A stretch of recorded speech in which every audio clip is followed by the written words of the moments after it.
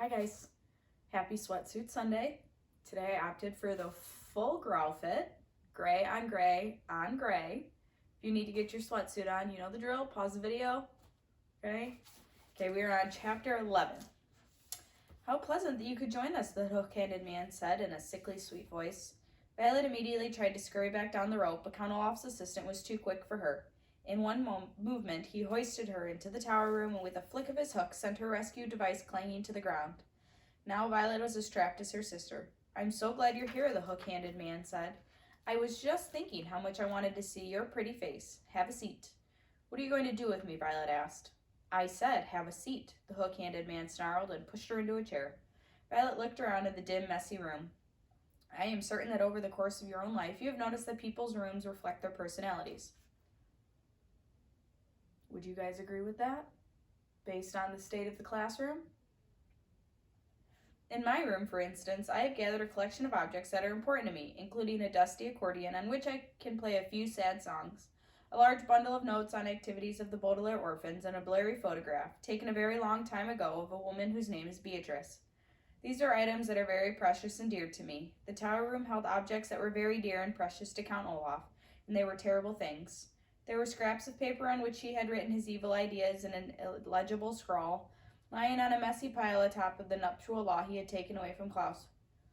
There were a few chairs and a handful of candles which were giving off flickering shadows. Littered all over the floor were empty wine bottles and dirty dishes. Most of all, there were drawings and paintings and carvings of eyes, big and small, all over the room. There were eyes painted on the ceilings and scratched onto the grimy wooden floors. There were eyes scrawled along the windowsill, and one big eye painted on the knob of the door that led to the stairs. It was a terrible place. The hook-handed man reached into a pocket of his greasy overcoat and pulled out a walkie-talkie. With some difficulty, he pressed a button and waited a moment. Boss, it's me, he said. Your blushing bride just climbed up here to try to rescue the biting brat. He paused as Count Olaf said something. I don't know, with some sort of rope. It was a grappling hook, Violet said, and tore off the sleeve of her nightgown to make a bandage for her shoulder. I made it myself. She says it was a grappling hook, the hook-handed man said into the walkie-talkie. I don't know, boss. Yes, boss. Yes, boss. Of course I understand. She's yours. Yes, boss. He pressed a button and disconnected the line, then turned to face Violet. Count Olaf is very displeased with his bride. I'm not his bride, Violet said bitterly. Very soon you will be, the hook-handed man said, wagging the hook in the way most people would wag a finger. And in the meantime, however, I have to go and fetch your brother. The three of you will be locked in this room until night falls. That way Count Olaf can be sure you will all stay out of mischief. With that, the hook-handed man stomped out of the room. Violet heard the door lock behind him and then listened as his footsteps faded away down the stairs. She immediately went over to Sunny and put her hand on her little head. Afraid to untie or untape her sister in fear of incurring a word, which here means bringing about Count Olaf's wrath, Violet stroked Sunny's hair and murmured that everything was all right. But of course, everything was not all right. Everything was all wrong. As the first light of morning trickled into the tower room, Violet reflected on all the awful things her and her siblings had experienced recently. Their parents had died, suddenly and horribly. Mr. Poe had brought them ugly clothing. They had moved into Count Olaf's house and were treated terribly. Mr. Poe had refused to help them. They had discovered a fiendish plot involving marrying Violet and stealing the Baudelaire fortune. Klaus had tried to confront Olaf with knowledge he learned in Justice Strauss's library and failed. Poor Sunny had been captured, and now Violet had tried to rescue Sunny and found herself captured as well. All in all, the Baudelaire orphans had encountered catastrophe after catastrophe, and Violet found their situation lamentably deplorable, a phrase which here means it was not at all enjoyable. The sound of footsteps coming up the stairs brought Violet out of her thoughts, and soon the hook-handed man opened the door and thrust a very tired, confused, and scared Klaus into the room. Here's the last orphan, the hook-handed man said, and now I must go help Count Olaf with the final preparations for tonight's performance. No monkey business, you two, or I will have to tie you up and let you dangle out of the window as well. Glaring at them, he locked the door again and tromped down the stairs. Klaus blinked and looked around the filthy room. He was still in his pajamas. What has happened? He asked Violet. Why are we up here? I tried to rescue Sunny, Violet said, using an invention of mine to climb up the tower. Klaus went to the window and looked down at the ground. It's so high up, he said. You must have been terrified. It was very scary, she admitted, but not as scary as the thought of marrying Count Olaf. I'm sorry your invention didn't work, Klaus said sadly.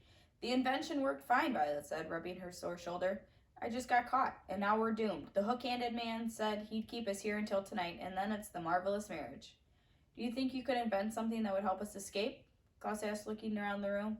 Maybe, Violet said. And why don't you go through these books and papers? Perhaps there's some information that could be of use. For the next few hours, Violet Klaus searched the room, their own minds looking for anything that might help. Violet looked for objects which she could invent something. Klaus read through Count Olaf's papers and books. From time to time, they would go over to Sunny and smile at her and pat her head to reassure her. Occasionally, Violet and Klaus would speak to each other, but mostly they were silent, lost in their own thoughts. If we had any kerosene, Violet said, looking around, I could make Molotov cocktails with these bottles. What are Molotov cocktails? Klaus asked. They're small bombs made inside bottles, Violet explained. We could throw them out the window and attract the attention of passerby. But we don't have any kerosene, Klaus said mournfully. They were silent for several hours. If we were polygamists, Klaus said, Count Olaf's marriage plan wouldn't work. What are polygamists? Violet asked. Polygamists are people who marry more than one person, Klaus explained. In this community, polygamists are breaking the law, even if they have married in the presence of a judge with a statement of I do and the signed document in their own hand. I read it here in nuptial law. But we're not polygamists, Violet said mournfully. Then they were silent for several more hours. We could break these bottles in half, Violet said, and use them as knives, but I'm afraid that Count Olaf's truth would overpower us. We could say I don't instead of I do, Klaus said, but I'm afraid Count Olaf would order Sunny dropped off the tower.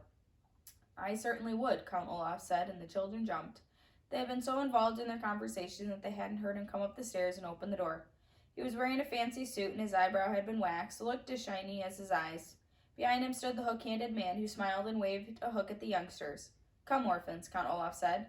It's time for the big event. My associate here will stay behind in this room, and we will keep a constant contact through our walkie-talkies. If anything goes wrong during tonight's performance, your sister will be dropped to her death.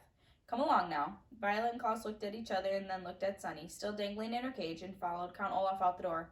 As Klaus walked down the tower stairs, he felt a heavy sinking in his heart, and all hope left him. There truly seemed to be no way out of their predicament. Violet was feeling the same way, until she reached out with her own right hand to grasp the banister for balance. She looked at her right hand for a second and began to think. All the way down the stairs, out the door, and a short walk down the block back to the theater. Violet thought and thought and thought, harder than she had in her entire life. All right, 2 more chapters to go. All right, hopefully I'll see some of you guys tomorrow when we have our Zoom meeting to go over what's the week's going to look like. If not, then I will see you guys when we go back to our picture book of the day tomorrow. All right, I miss you guys. I hope you're doing well. Okay, I'll see you later. Bye.